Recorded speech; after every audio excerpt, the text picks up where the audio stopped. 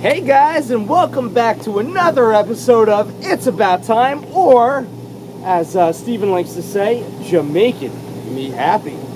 Anyways, we're back here with my partner in crime, Drew, and of course, you guys know our special guest host, the hostess with the most, of course, been making a lot of appearances, especially Dave. here. Yes. Of course. Hey, folks.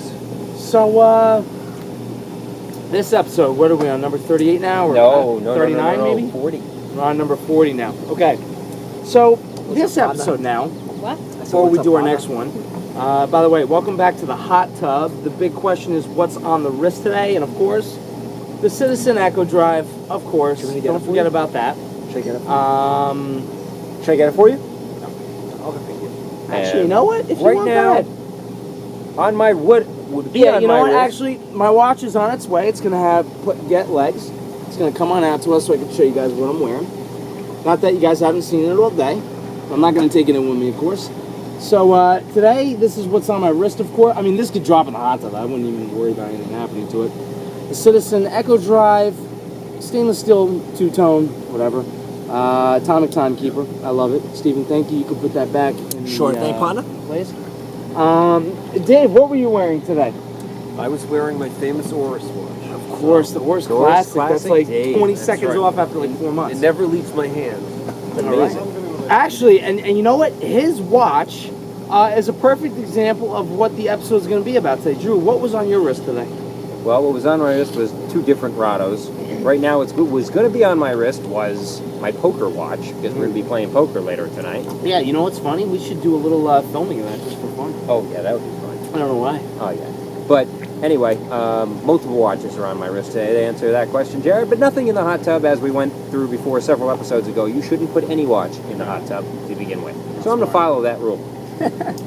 All right, so anyways, this episode, of course, we had a viewer write in about accuracy. So we want, I'm actually surprised that we never did. We actually never really did an episode on accuracy standards itself. So welcome to the episode on it. So I guess I'll lead it off, and then Dave and obviously Drew can add their input. So let's talk about accuracy on modern mechanical non-COSC certified watches. Actually, no, I'm sorry. We'll start with COSC certified. You're looking at an accuracy of anywhere from -4 seconds to +6 seconds per day. And that's also adjusted in different positions for temperature, as well as just any sort of, the position compensation. Crown up, crown down, left, right, whatever it is. So that's modern mechanical COSC certified. Drew, do you want to take modern mechanical non-COSC certified? Modern mechanical non-COSC certified watches, usually you're looking anything under, okay? Again, it depends on what your standards are and how picky you want to be with a watch. Most people, I'd say 90% of people, if they run within 30 seconds a day, they're actually happy. I was going to say around 10 to 15-ish maybe. Yeah, I would say, but most people don't care. If it's under 30, they say it's okay. Dave, do you have any opinions on the accuracy stuff? How accurate would you want your watch to be running per day? Yeah. Very accurate. Which is what? Within what's how many very seconds a day?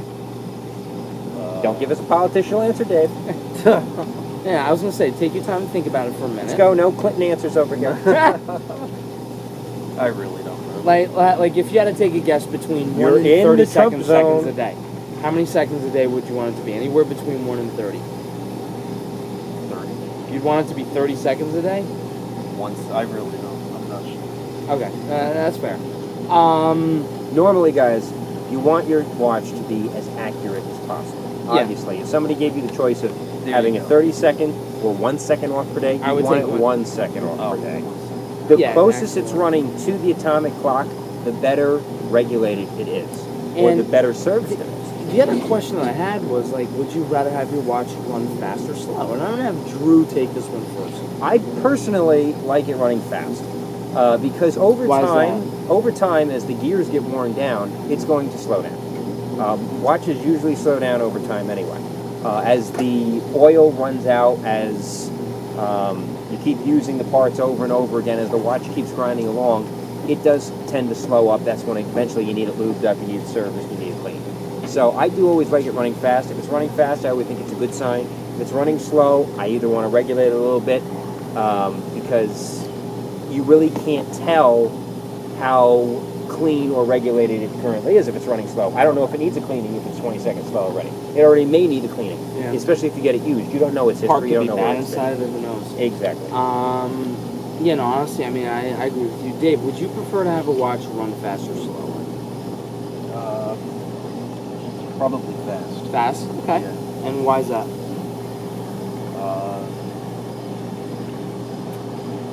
Just because? Yeah, just because. That's fair. And, you know, I'm going to back up Drew's comments on it, but then also, I'd rather be early to something than late. And in life, you'd always rather be early to an event than late, especially when it comes to work. Now, the other thing I'm going to throw out there is Rolex standards also. I'm going to have Drew talk about his own regulated accuracy as well as vintage, because I know he's more of an expert on that.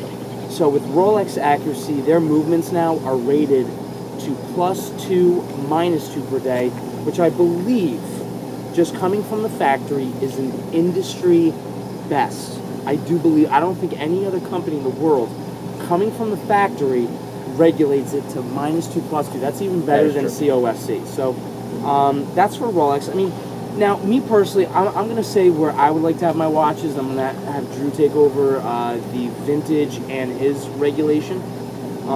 So for me, I want to keep my watches to at least COSC standards, which is really +6 a day. And I'm not going to mention -4, because if a watch is running slow, I am going to have it serviced, and I want to have it re-regulated. Most of my watches run now. You know, obviously my atomic timekeeper does not count. But between my Orient and my Mito, I have them generally between around 4 to 5, maybe 5.5 seconds a day, which you could agree is pretty decent. I mean, now, for not even opening up the Mito, that's coming from the factory. I didn't want to open that up because that's 200 meters of water resistance. I don't want to mess with the seals on that.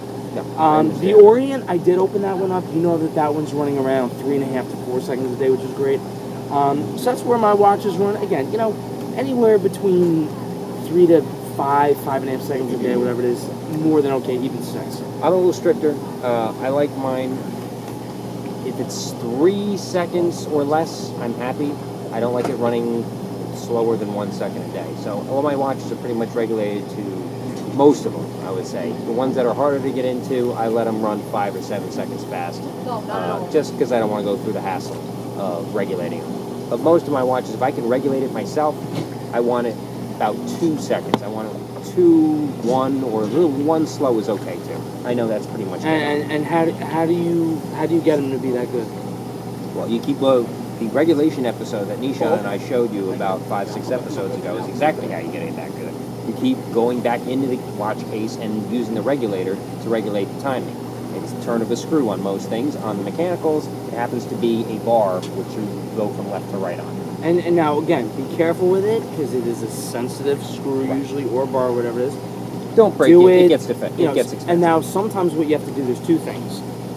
Sometimes you'll notice the regulation immediately, and other times you do have to let the watch wind down and then start it back up. The best thing to do is monitor it for about 24 to 48 hours. That's what you really need. Now, in terms of vintage watches, where do you think that they fall with accuracy? Most people, again, happy, they're within 30 seconds a day. I have vintage watches from the 1950s, 1960s that still run within 30 seconds a day. I have one from 1931 that runs within 30 seconds. And now, has it ever been serviced? No. They're going on 86 years now. It's a wind-up. It still has never been serviced. Now, the next question, I'm going to make you guys really impressed. It's going to be like magic. Can we need our, where's your watch? Okay, can someone go get his watch in his shorts pocket, please? Oh. No, that's mine. Oh. I think it's inside. Is it inside? It's inside. Okay, so we're gonna do an incredible thing right now for you guys. Trippy, on your phone, please bring up the atomic clock. Oh, Oh, you gonna do it? You gonna compare the minutes You? time? Yep. we need the atomic clock board up on that. Please give it to Drew, and then Drew will be handed the watch. And Drew, this is after his watch after what, 4.5 months? Go to Google. This is going to be insane. We're just going to prove a crazy point right now. This is the way you end the episode. Atomic clock. Really? What color are your shorts? No, they're in a red bag, right where the Oh, right by the couch. Red bag. yeah, right by the couch. Ooh. By the way, I hope you guys are enjoying the hot tub episode, seeing us shirtless. Yeah. I approve. I do know that when we were in Atlantic City in our rows, we got over 2,000 views, so I really would like to have some more views. I don't care if you say, you guys are ugly, fine, Here, but view it at least.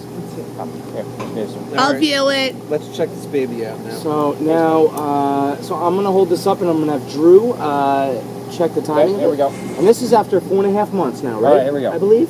7, 8, 9, 0. How far are we off? That was 19 seconds fast. 19 seconds fast after what? 4 months? 4.5 months. 4.5 months. Okay, now, given This is not normal. this is a freak of nature watch, not in a bad way, Dave, unreal. Yes. And he hasn't reset it, by the way, No, at all. Still wins the award for most accurate watch we've ever seen in our lifetime. It's amazing. Oh, no, I'm just kidding. I wouldn't do that. Oh, man, I just had I hope nervous. not. No, I You would did it the never other do day. Yeah, I was. this. And the thing Wait, just- you put it in? Did you watch the episode? Yeah, I did. Yeah, I just dumbass. didn't notice that. All right, so anyways. Thank you, sir. So anyways, so that just proves the point. So listen, the other thing, I guess we'll finish on this because this was the other question a little bit. How often do you reset your watch? So here's my general rule of thumb. I have 3 watches where each one, a month. So I will wear my Mito around 12-ish days, give or take. The Orient is a little bit more accurate, so I'm going to wear that around 13, maybe 14, whatever it is. And then the Citizen, I'm going to wear that 5 days during the month. So as soon as my watch gets to be 1 minute off, I change it out. Dave, obviously your watch is just running 19 seconds, so you suck. Drew. I have 30 watches, so I have my own little time span with all these suckers. Whenever I want to put a new one on, I just put it on. Whenever I'm feeling kinky, I put another one on. Ooh. I really don't care. Big boy. Well, anyways. It's my wife's birthday weekend this week, so maybe I'll put a couple on. for her. Oh my god. Anyways, just saying, I'm going to say this. During our next episode, we're going to have a lot more guests on the show. In the meantime, I just want to leave you guys with that thought. Don't forget to like, subscribe. Tell us how much you like our hairless chests. I don't even care. Doesn't even matter, okay? And as always, we'll see you next time on another episode of It's About Time. Bye bye. Sandra, need a little help.